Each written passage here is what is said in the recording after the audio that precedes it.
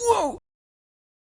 So just the other day, I was having a conversation with someone on Twitter or X, however you want to call it, about a sequel to The Passion of the Christ, directed by Mel Gibson and having Jim Caviezel come back to reprise his role as Jesus Christ.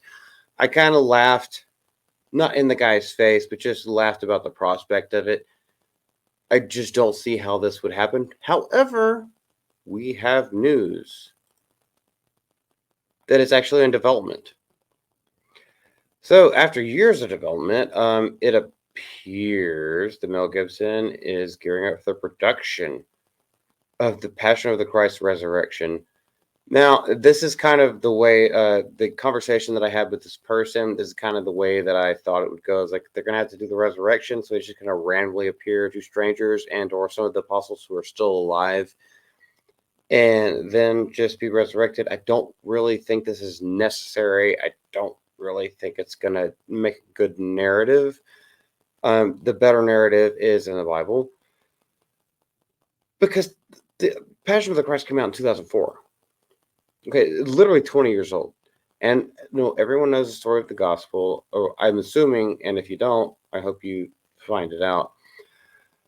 But it's also weird the way that they're portraying this thing. Jim Caviezel, person of interest.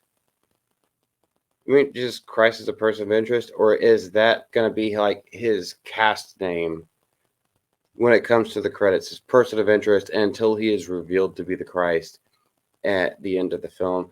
I don't know. This is all speculation, but it is because at least Jim himself has confirmed his return to Jesus in the sequel, with filming expected to begin as early as next year. So that's around early 2025. They're already scouting locations. This is something that I think this is going to be a very short video. I know that, but I really want to hear other people's views on this, whether you're a believer, whether you're not a believer. I think this is completely unnecessary, possibly a little bit of grift, and a complete waste of time and money. Now, whether or not you think that this is necessary or not, I personally think that it's completely unnecessary. I wouldn't necessarily say unwarranted, but I just don't think this is a portion of the story because so many factors are up in the air.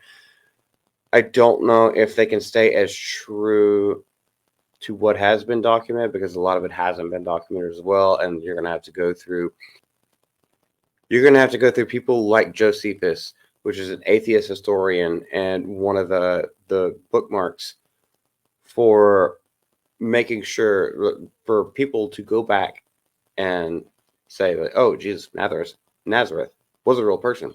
The historical events of the Bible actually did happen, as documented by this atheist historian whose only job was to be unpartisan. I don't really think we need something else like this going on.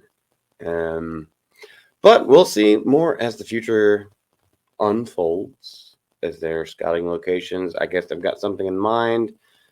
And yeah, I guess we'll keep an eye on this. Until next time, guys.